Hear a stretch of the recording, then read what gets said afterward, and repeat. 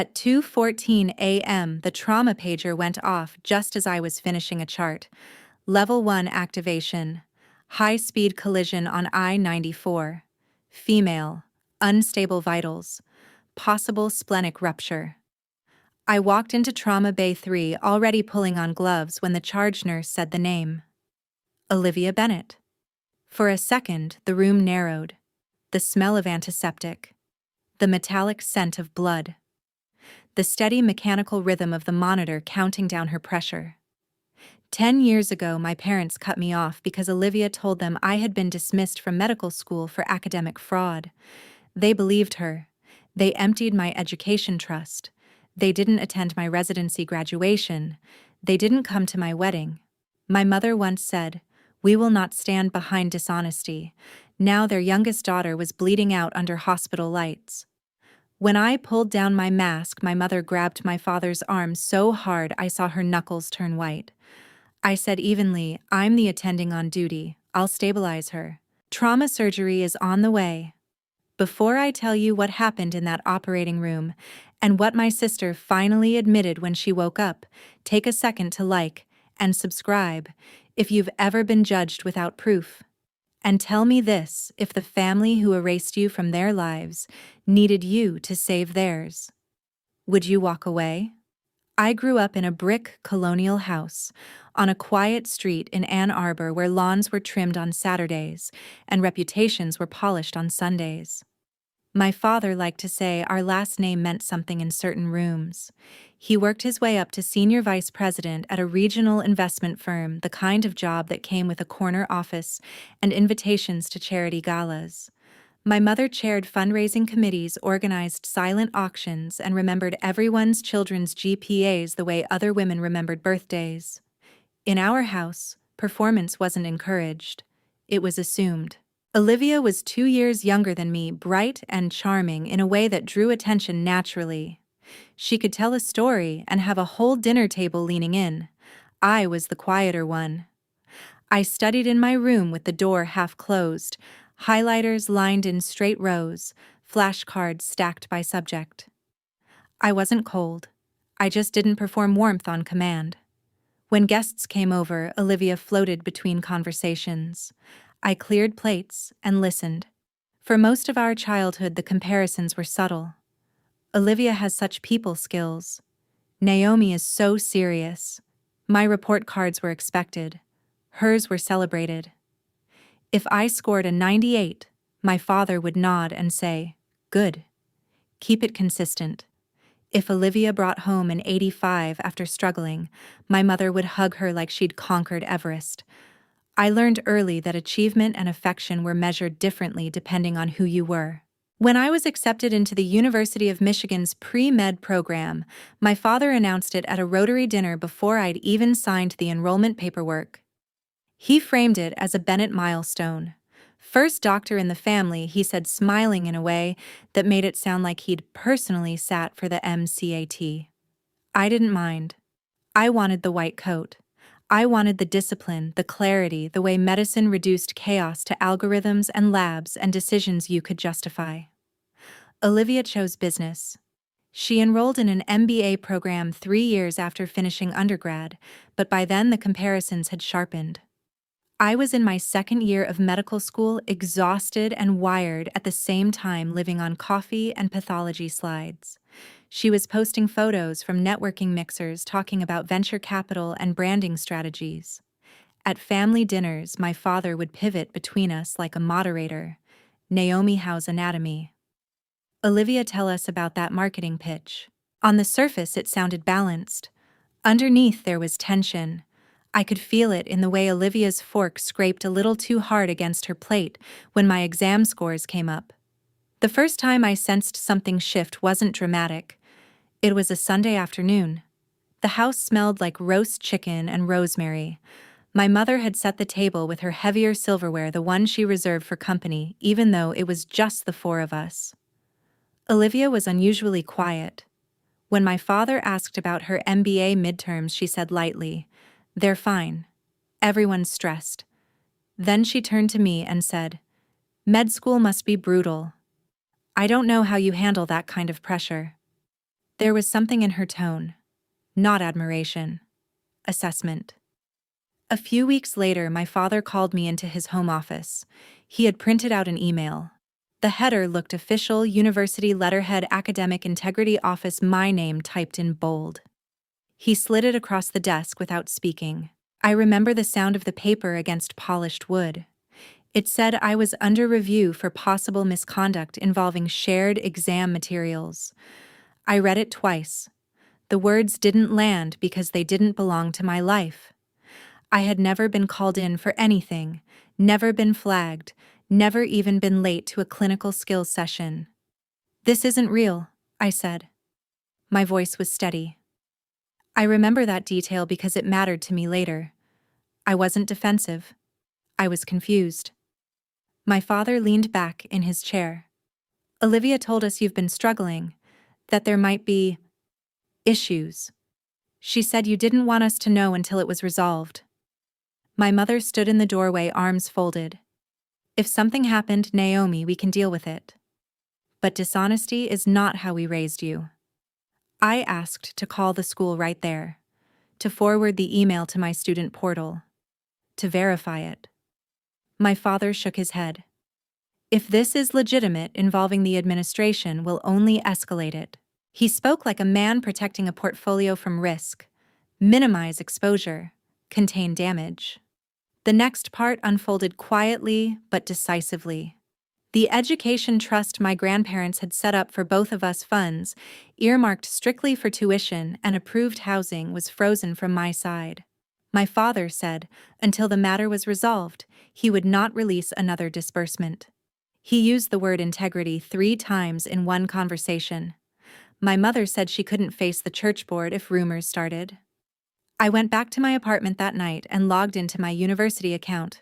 No flags, no notices, no disciplinary review. The registrar confirmed over email the next morning that my academic record was clear. I forwarded that message to my father. He didn't respond. Instead, I received a text from my mother.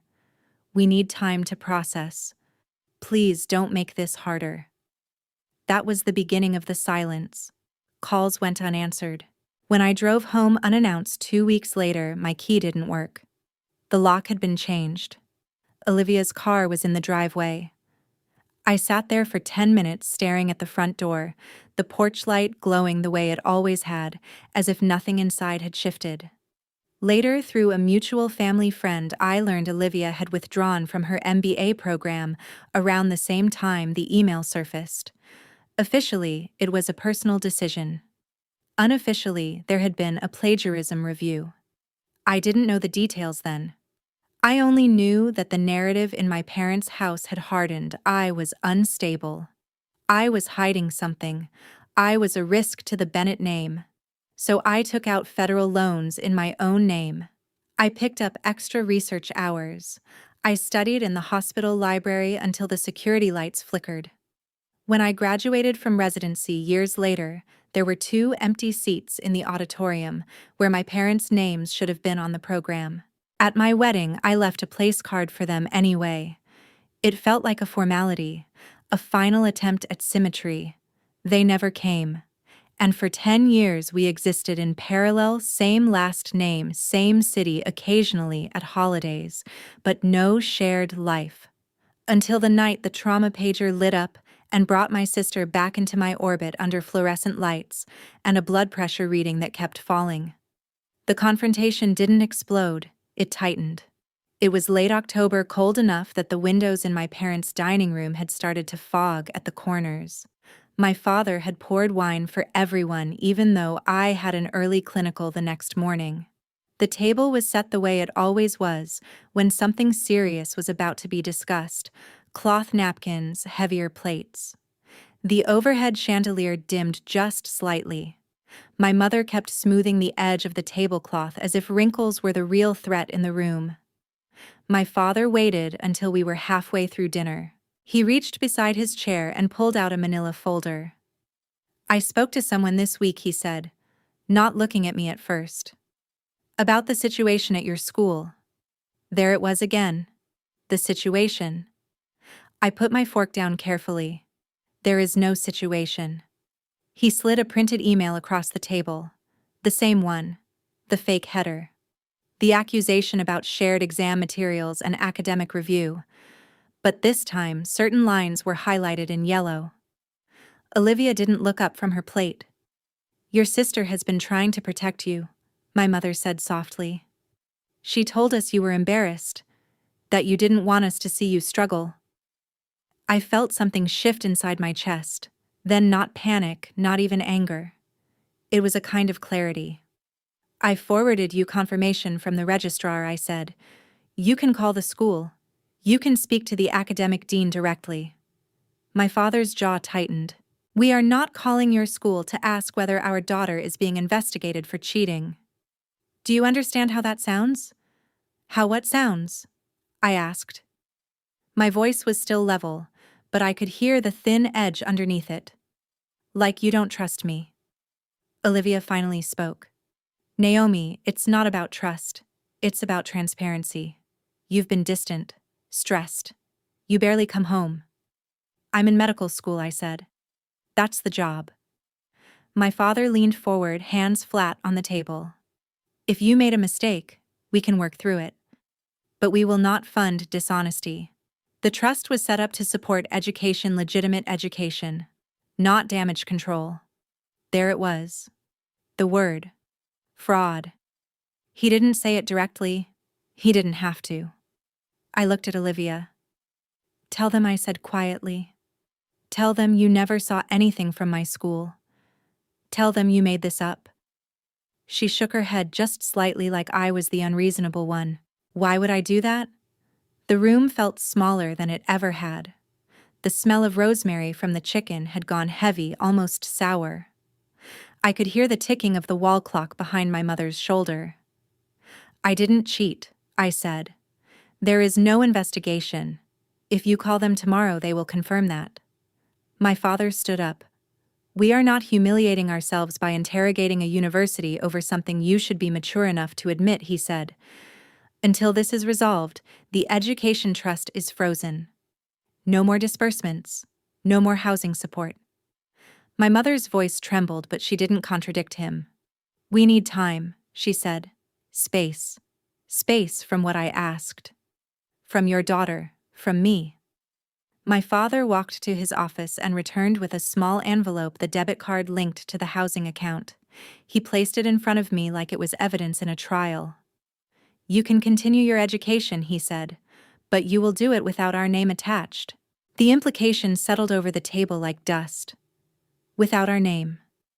I remember standing up slowly. No yelling, no dramatic gestures. Just the scrape of my chair against hardwood. I picked up the envelope and slid it into my bag. "I'll send you my transcript," I said. Again. No one answered. When I walked out to my car that night, the air was sharp enough to sting my lungs. The porch light flicked off behind me before I reached the driveway. Not by accident. My father always turned it off when guests left. I realized then I had just been reclassified. Not as a daughter who needed support, but as a liability. And liabilities in my father's world were cut loose. The first night after the trust was frozen, I sat on the floor of my apartment with my laptop open and a legal pad beside me, calculating numbers I had never expected to carry alone. Tuition, rent, malpractice insurance for rotations, exam fees, health insurance premiums. I remember the hum of the refrigerator and the way the overhead light flickered once before settling. It felt less like a crisis and more like an audit. If this was the new reality, I needed to understand it line by line. Federal student loans covered the majority of tuition, but my housing stipend had been coming directly from the trust account. Without it, I had exactly 6 weeks before my lease payment would default. I called the financial aid office the next morning. I didn't explain the family situation. I simply asked about emergency supplemental loans and work-study eligibility for research assistance. The woman on the phone spoke in a calm, practiced tone. "We can adjust your package," she said. "It won't be comfortable, but it's doable." That word stayed with me. Doable. I signed for additional federal unsubsidized loans and applied for a part-time research position in the emergency medicine department. It paid modestly, but it came with proximity access to attendings, exposure to trauma cases, hours in the hospital that made the outside world feel less relevant. I moved out of my one-bedroom and into a 400-square-foot studio near campus. The walls were thin. I could hear my neighbor's television through the drywall. The carpet smelled faintly of old detergent and something metallic like coins left too long in a pocket. I didn't tell my parents about any of it.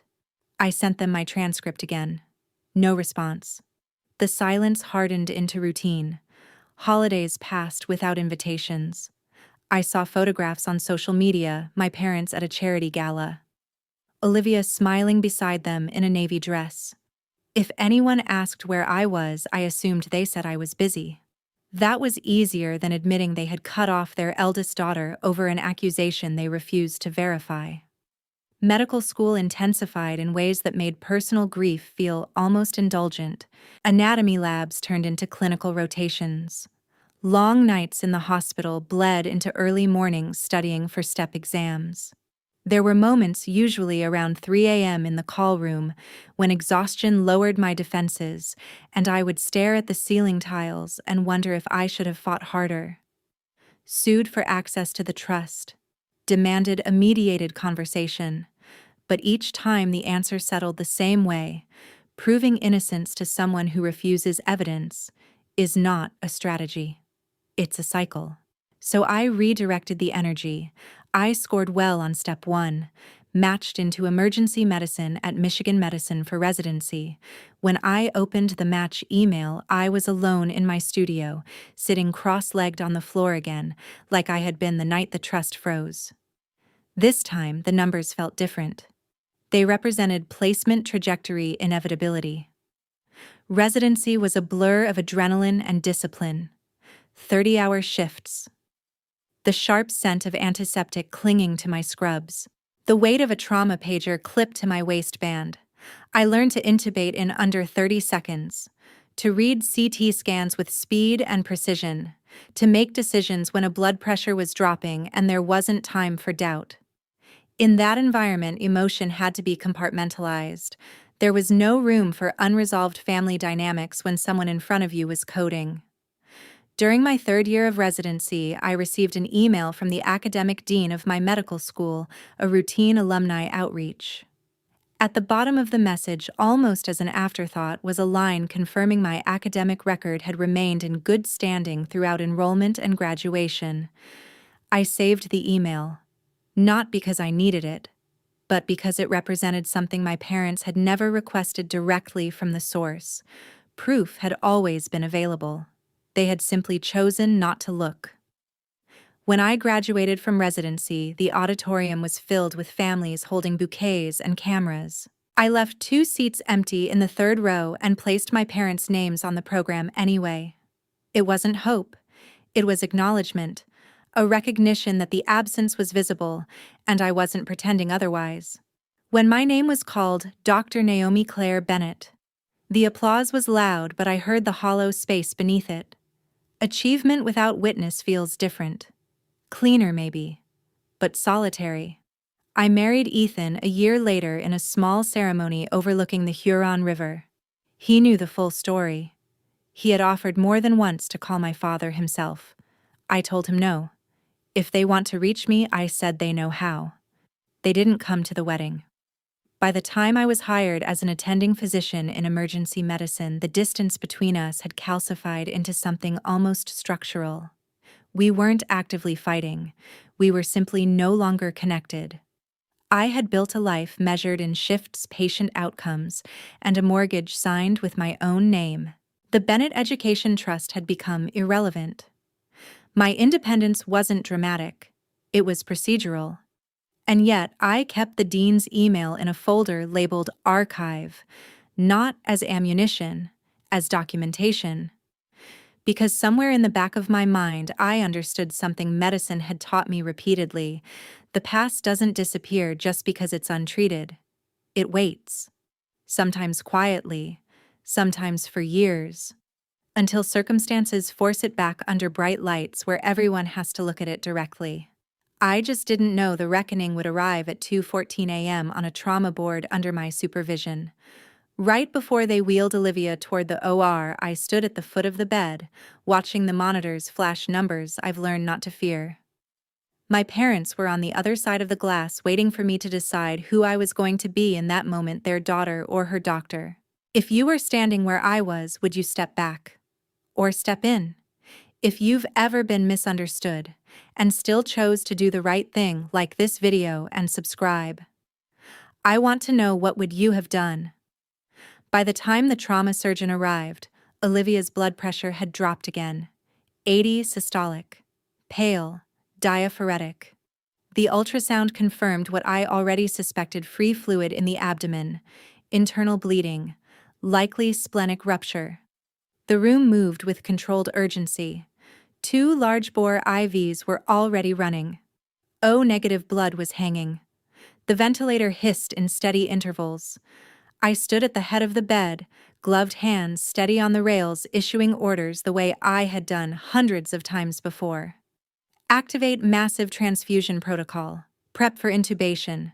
Call CT, but don't move until surgery clears transport. My voice didn't shake. It never does in these moments. Medicine has a rhythm, and if you follow it, fear has less space to speak. Out of the corner of my eye, I saw my parents through the glass doors.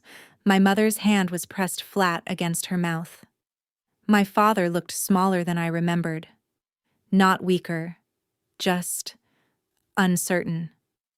The kind of uncertainty that comes when you realize control has shifted to someone you once dismissed. Dr. Marcus Delgado pushed through the doors, already tying his surgical cap. "What do we have?" he asked. 30-year-old female, high-speed MVC, hypotensive despite fluids.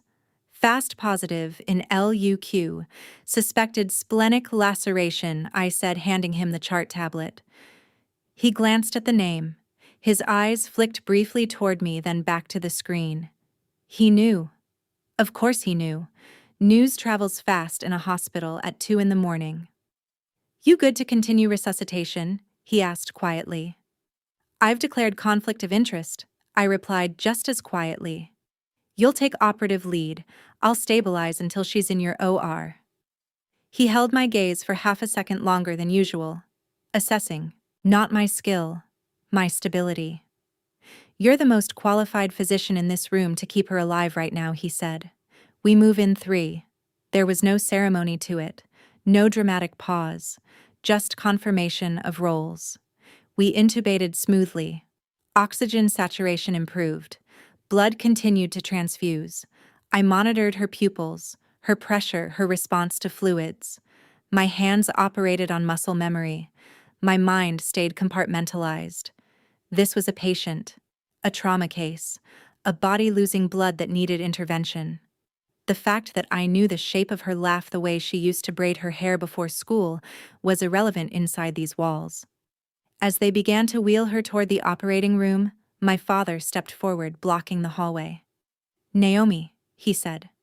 My name sounded unfamiliar in his mouth. Softer, less certain. "Will she?" "She's critical," I answered before he could finish.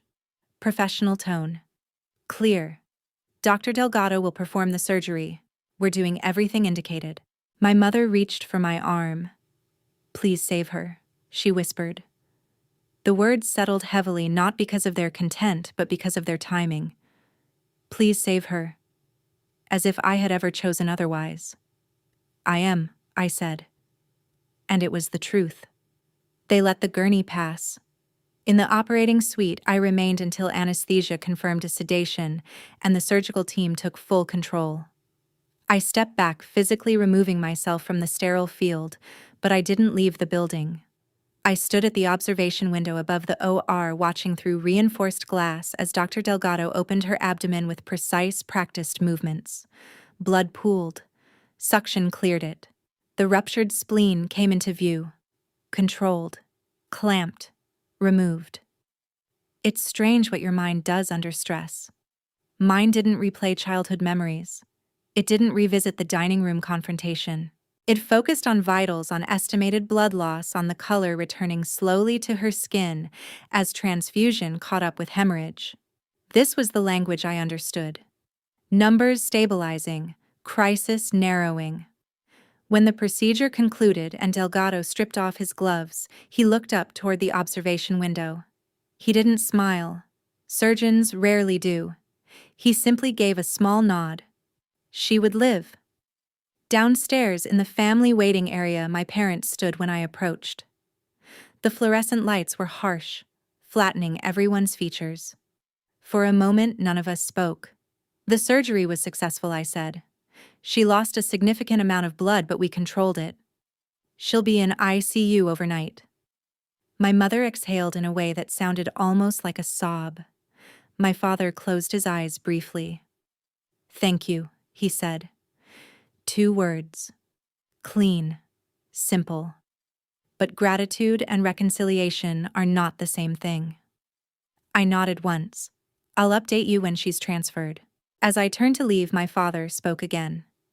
"Naomi, we need to talk." I paused. Not because I didn't expect it, but because I had anticipated this moment for years in different forms. Imagined apologies, arguments, explanations. Standing there in my scrub's blood still faintly drying at the cuff of my sleeve, I realized something steady inside me had changed. "We will," I said evenly. "After she's stable." Not as a daughter asking for validation, as a physician setting terms, and for the first time in a decade my parents didn't argue. Olivia regained consciousness the following afternoon in the ICU, her skin pale against the white sheet's monitors tracing steady green lines above her head. The ventilator had been removed. She was breathing on her own, slower than usual, but stable. I stood just outside the room when the nurse gave me a brief nod to indicate she was oriented. I didn't rush in. For 10 years, urgency had defined my interactions with her: urgency to defend myself, urgency to explain urgency, to correct a narrative that had never been examined properly. Standing there in the muted hum of the ICU hallway, I realized I didn't feel that urgency anymore. When I finally stepped inside, she turned her head slightly. The movement was small, careful. Pain medication softened her features, but recognition was immediate. "Naomi," she whispered. It wasn't dramatic. No tears. No cinematic breakdown. Just my name spoken like something she hadn't practiced in years. "You're stable," I said. Professional tone. "Even now. You lost your spleen. You'll need vaccinations before discharge. We'll monitor for infection risk." She gave a faint, humorless breath of a laugh. "Of course you're the one explaining it." I didn't answer. Silence stretched between us, not hostile, just heavy with history. Finally, she closed her eyes for a moment and said, "I didn't think they'd cut you off." The sentence landed harder than anything my parents had said the night the trust froze. "What did you think would happen?" I asked. Her fingers tightened slightly around the edge of the blanket. "I thought they'd push you, pressure you, maybe make you come home more." She swallowed. I was already in trouble. I waited. "My program started an academic review," she said. "Plagiarism. I reused sections from a marketing analysis I found online. I thought I could fix it before it escalated." Her voice trembled faintly, not from pain. "Dad was already talking about how you were excelling, how disciplined you were." I panicked. "So you redirected the problem," I said quietly. She nodded once. "I told them you were under investigation, that you'd asked me not to say anything." I showed them a draft email. I altered the header. The ICU monitor continued its steady rhythm. Outside the room, a nurse adjusted a medication pump. Life moved forward at hospital pace, indifferent to confession. "I didn't expect them to freeze the trust," she continued. "Or change the locks. I thought you'd clear it up." "I tried," I said. "They refused to call the school." Her eyes filled then, but she blinked the tears back. By the time I was expelled, it was too late. They were already defending me. They thought you were lying to protect yourself. She looked away. It got bigger than I planned. Planned. The word felt clinical. Calculated. I reached into the pocket of my white coat and pulled out a folded printout I had carried for years, without knowing exactly why. The email from the academic dean confirming my record had always been in good standing. No investigation, no misconduct, no probation. I placed it on the bedside table within her line of sight. I kept this, I said. Not for revenge, just in case. She stared at it for a long moment, then turned her face toward the window. Later that evening, my parents asked to speak with me privately in one of the consultation rooms. The air smelled faintly of coffee and disinfectant. My father held a stack of papers documents he had requested from Olivia's former MBA program earlier that afternoon, after she admitted everything. Official notice of academic dismissal. Grounds confirmed plagiarism. He looked older holding those pages. We didn't verify, he said finally. No defensiveness. Just statement. We should have. My mother's eyes were red. She was terrified, she whispered. And you were always so capable. We thought you'd manage. Manage. The assumption that I would absorb the damage because I was strong enough. I took the dean's email from my folder and placed it on the table between us. The paper made a soft sound as it touched the surface. I never cheated, I said. Not angrily, not triumphantly. Just fact. They both read it in silence. There was no dramatic apology, no collapse into tears. Just the slow realization settling across their faces that the version of events they had defended for a decade had been constructed on convenience and fear.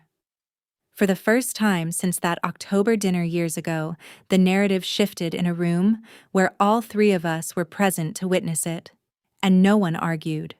Olivia remained in the ICU for 2 days before being transferred to a surgical floor. Recovery from a splenectomy is medically straightforward if there are no complications, but the emotional recovery unfolding around her bed was less predictable. My parents rotated shifts at her side, bringing fresh clothes, fielding calls from extended family, managing updates, the way they had always managed public narratives. Only this time, the story wasn't polished. Within a week, the consequences began to surface beyond hospital walls. My father's firm initiated an internal compliance review. It wasn't dramatic or public, but it was real. The education trust my grandparents had established had specific disbursement clauses, tuition payments verified through institutional documentation. When he froze my access and redirected funds to cover contingencies related to Olivia's situation, he had bypassed standard approval procedures. At the time, he justified it as parental discretion. Under scrutiny, it became a fiduciary irregularity. He told me this himself standing in my kitchen one evening after Olivia had been discharged. He looked uncomfortable in the space not because of the furniture or the neighborhood, but because everything in that house had been purchased without his assistance. They're auditing the trust account, he said. It's procedural. Nothing criminal. Procedural. The same word I had used to describe my own independence. They'll likely require reimbursement and documentation, he continued. It could impact my position. I nodded once. I didn't offer reassurance. Consequences aren't punishments when they follow actions logically. They're outcomes. My mother faced her own reckoning in quieter but equally tangible ways. The nonprofit board she had chaired for years requested a temporary leave during what they called a family matter. Word travels quickly in tight communities. Someone from the MBA program had recognized Olivia's name in a hospital fundraiser list and mentioned the past dismissal. The overlap between private mistakes and public reputation became impossible to ignore. Olivia, meanwhile, confronted a future narrower than she had imagined. Without a completed MBA and with a documented academic misconduct record, her professional options contracted. She could still work marketing freelance short-term contracts, but the doors she once assumed would open easily required disclosures now. Each application asked variations of the same question: have you ever been subject to academic or professional disciplinary action? She answered yes. Recovery humbled her in ways surgery never could. One afternoon, she asked to meet me alone at a small cafe near the hospital. She moved carefully, still adjusting to life without a spleen, more aware of vulnerability than she had ever been before. I filed the paperwork to correct the record, she said, stirring her coffee without drinking it. With the MBA program. I admitted everything. I watched her for a moment. That's a start, I said. I told Mom and Dad they need to reimburse the trust, she continued. All of it. With interest. For what you lost. The suggestion hung between us. Financial restitution for a decade of distance, for missed graduations, for silence. It's not about the money, I said evenly. I know, she replied quickly, but it's about acknowledging damage. That word damage was more honest than any apology she had offered before.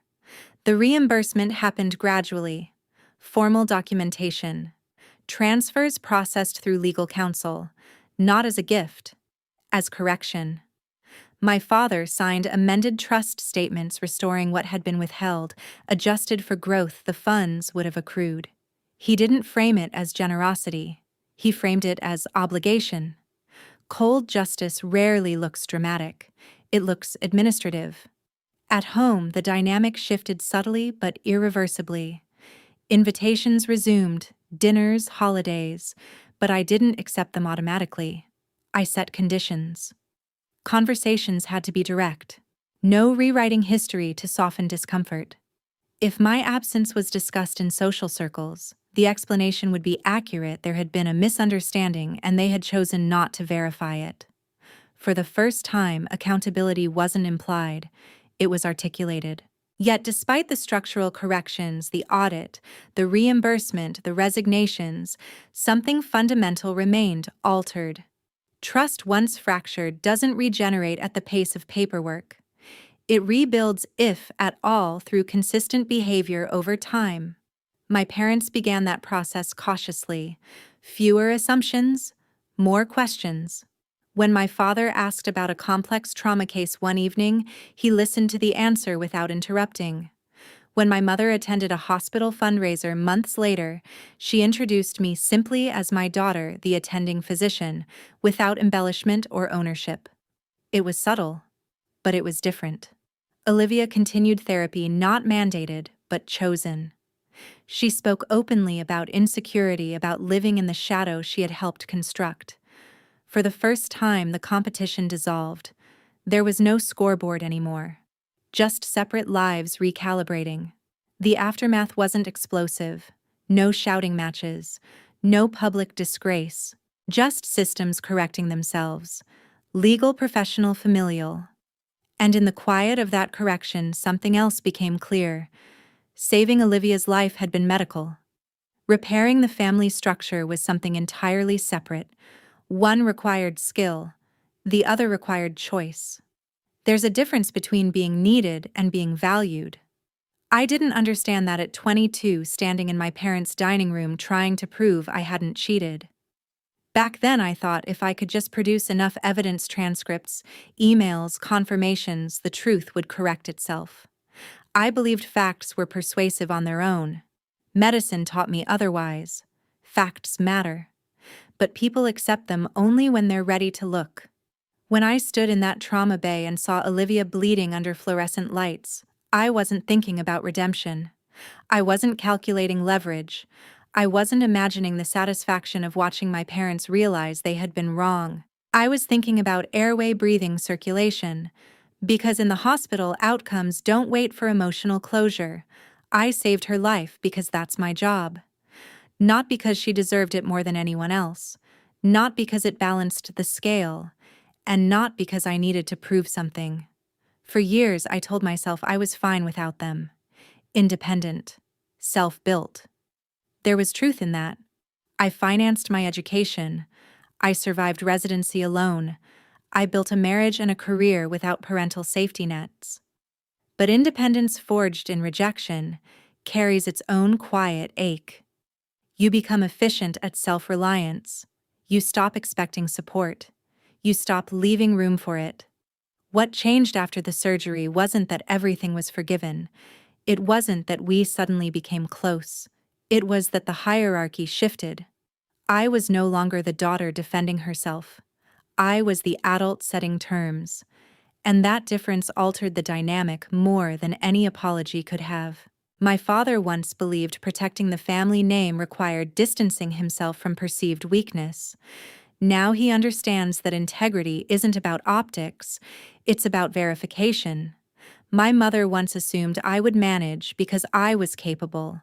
Now she asks before assuming. Those adjustments seem small from the outside. Inside, they're structural. Olivia and I are rebuilding carefully. There's no forced closeness. We don't pretend the past was a misunderstanding. It was a decision. A series of them. She owns that now. And ownership changes tone. Sometimes people ask me colleagues who've heard fragments of the story whether saving her felt satisfying, whether it felt like justice. It didn't feel like either. It felt clinical, necessary, human. Justice wasn't in the operating room. Justice was in the audit paperwork, in the corrected trust statements, in the simple acknowledgement we were wrong, and perhaps more importantly, you did not deserve that. I've learned that boundaries aren't punishments, they're definitions. I don't attend every family gathering. I don't answer every call immediately. I don't allow rewriting of events to make everyone more comfortable. When conversations drift toward revisionist history, I redirect them calmly. Facts remain facts. Not accusations, not weapons. Just record. The greatest shift wasn't in my parents' perception of me, it was in mine. For a long time, I carried the narrative that I had to earn my place back. That I needed to stay impeccable so no one could question me again. But perfection isn't protection, it's exhaustion. Now I understand that my value was never contingent on their belief. It existed independently. Saving Olivia didn't heal the decade we lost. It didn't erase the empty seats at my graduation or the unanswered wedding invitation. But it clarified something essential: I am capable of acting with integrity, even toward those who failed to extend it to me. That's not weakness. That's choice. And choice, unlike reputation, is entirely mine. If this story resonated with you, if you've ever been judged without proof or cut off before anyone asked for the full truth, I hope you take one thing from it. Your integrity does not disappear just because someone refuses to see it. I didn't get back the 10 years we lost. I didn't get parents in the audience at my graduation or sitting in the front row at my wedding. But I kept my name clean. I kept my boundaries intact. And when the moment came, I chose to act with skill instead of bitterness. If you believe strength isn't about revenge, but about clarity like this video, and subscribe. I share these stories for people who've had to rebuild quietly. And tell me in the comments, if you were in my place, would you have stepped into that trauma bay or walked away?